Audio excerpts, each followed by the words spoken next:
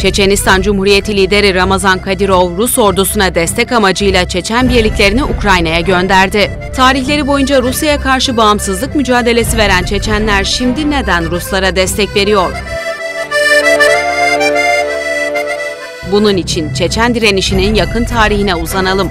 Çeçenler son 50 yılda Ruslarla büyük harpler yaşadı, inanılmaz zaferler elde etti. Şeyh Şamil'in destansı mücadelesiyle Ruslar, 2. Dünya Harbi'nden sonra en büyük, en ağır kayıpları Çeçenlere karşı verdi. Kuzey Kafkasya halklarının siyasi ve dini önderi Şeyh Şamil, 1800'lerde Çarlık Rusyası Kafkasya'daki Müslümanları sindirirken özgürlük için mücadele etti. Ölümünün üzerinden yıllar geçti, torunları 1991'de Sovyet Rusya dağıldığında bağımsızlıklarını kazandı. Başta buna karşı duramayan Rusya, Çeçen topraklarının stratejik önemi ve çok zengin yeraltı kaynakları, özellikle de petrolden dolayı daha fazla dayanamadı.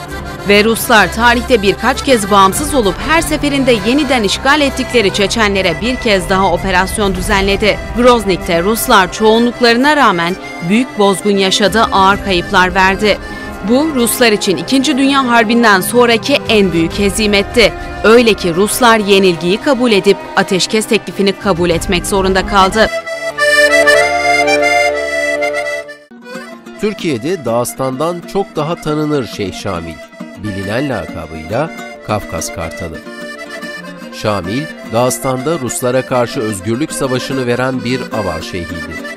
Bir Nakşibendi şeyhinden aldığı dinsel eğitim temelinden havalanıp, çeyrek yüzyıl süren bir özgürlük uçuşu gerçekleştirmişti. Türkiye'deki yaygın kanının aksine o sadece bir şeyh değil, askeri ve idari yapılanmayı yeniden örgütlediği imamatın lideriydi. Ruslar Çeçenlerle mücadelenin böyle gitmeyeceğini iyi biliyordu. Tam bu noktada Rus tarihine damgasını vuracak bir isim çıktı: Vladimir Putin. Rus gizli servisi FSB'nin başındaki Putin, Çeçen direnişine farklı bir boyut kazandırdı. Çeçenlere karşı elini güçlendirmek için hazırladığı plan Putin'i ülke içinde inanılmaz güçlendirdi. 2000'li yıllara gelindiğinde Putin artık Rusya'nın yeni lideriydi. Çeçenlerle askeri güç kullanmadan mücadele edebileceğini çok iyi biliyordu. İçeriden bitirmek için ilk seçenek de Ahmet Kadirov'du. 1999'da kapalı kapılar ardında Rusya ile pazarlık yapan Kadyrov artık Rusya'nın tanıdığı devlet başkanıydı. Çeçenler bu duruma fazla dayanamadı. Ahmet Kadyrov 9 Mayıs 2004'te başkent Groznik'te stadyumda düzenlenen Zafer Günü kutlamalarında öldürüldü. Putin zaman kaybetmeden Kadyrov'un oğlu Ramazan Kadyrov'u ülkenin yönetim binasına getirtti. Öyle ki Kadyrov, Putin'in karşısına eşofmanlarla çıktı. Onur nişanıyla ödüllendirildi. Putin, Kadyrov'u Çeçenlerin yeni lideri olarak tanıttı.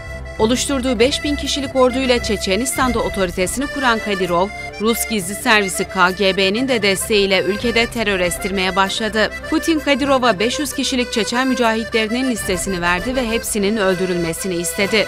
Kadyrov'un bizzat katıldığı söylenen işkencelerle kısa zamanda tüm muhalif sesler yok edildi. Hatta Putin'in Kadyrov üzerinden Çeçenistan'ı kontrol ettiğini yazan Rus gazeteci Anna Politkovskaya, 7 Ekim 2006'da evinin asansöründe ölü bulunduğunda gözler yine Kadyrov'a çevrildi. Rusya'ya her alanda destek veren Kadyrov, Türkiye'ye yönelik hadsiz açıklamalar da yaptı. Rusya Suriye'ye girdiğinde 2 tabur askerini Putin'e destek olarak Suriye'ye gönderdi. "Ben onun emrinde sadık bir neferim ve Putin için ölmeye hazırım" diyecek kadar alçaldı. Rus uçağı düşürüldüğünde Türkiye'yi tehdit etti. Cumhurbaşkanı Erdoğan'a Rusya ile şeffaf ilişki kurulması çağrısı yaptı. Kocaeli'nde bir parka Cevher Dudayev'in adının verilmesine tepki gösterdi. Rusya'ya karşı savaşan Çeçenya Cumhuriyeti'nin ilk Cumhurbaşkanı Dudayev'i terörist olarak tanımladı ve kendi ülkesinde bir parka PKK elebaşı Öcalan'ın adının verileceğini söyledi. Şeriat istediğini söylerken kendiyle çelişti. Lüks, savurgan yaşam tarzıyla göz önünde oldu. Çeçenistan içinde 50 araçlı konvoyla dolaştı. Alkollü gece hayatından geri kalmadı. Evinde aslan ve kaplan besledi. Ekim 2011'de Hollywood yıldızlarının da katıldığı doğum günü partisiyle tepkileri üzerine çekti. Akıllıca oynayan Putin, Kadyrov'u halkın gözünde parlatmak için kesenin ağzını açtı. Rusya hazinesinden Çeçenistan'a yılda 17 milyar dolar aktardı.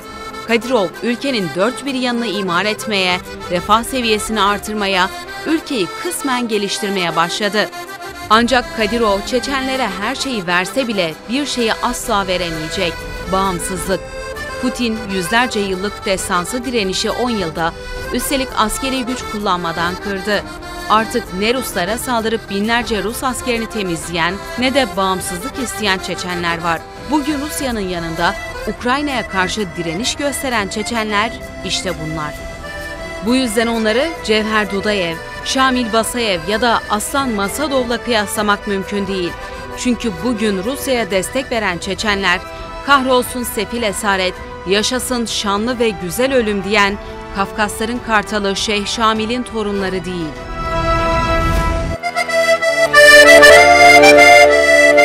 Yüzyıllar boyunca Ruslarla mücadele eden Kuzey Kafkasya halkının yetiştirdiği, İslam sancağına hizmet eden büyük imamlardan Kafkas Kartalı Şeyh Şamil'in öyküsü.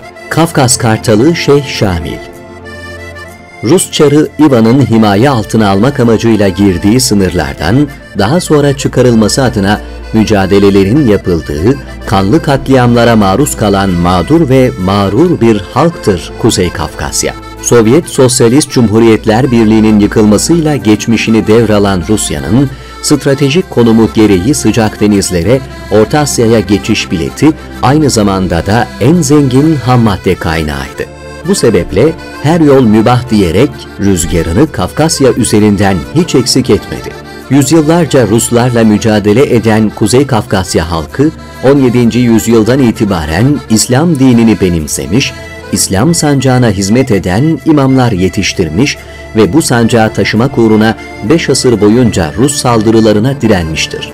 Bu imamlardan biri, büyük imamların kumandanlığını yaptığı savaşlarda yer almış ve onların yardımcılığını yapmış olan Şeyh Şamil'dir. Haziran 1797 yılında Dağıstan, Gimri'de dünyaya gelmiştir. Çocukluk döneminden itibaren ulemalardan ders alarak yetişmiş, 30 yaşına geldiğinde tefsir, hadis, fıkıh, edebiyat, tarih, sarf, nahiv, fen bilgileri, zahiri ve batıni ilimleri öğrenmiştir. Daha sonra arkadaşlarıyla Irak'a giderek Mevlana Halid-i Bağdadi'nin öğrencisi olmuştur.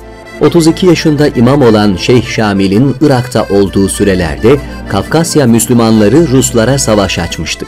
Savaş haberlerini alan Şeyh Şamil, Mevlana Halid-i Bağdadi'nin talebesine halifelik vermesiyle Kafkasya'ya geldi ve büyük imamların yanında savaşa katıldı.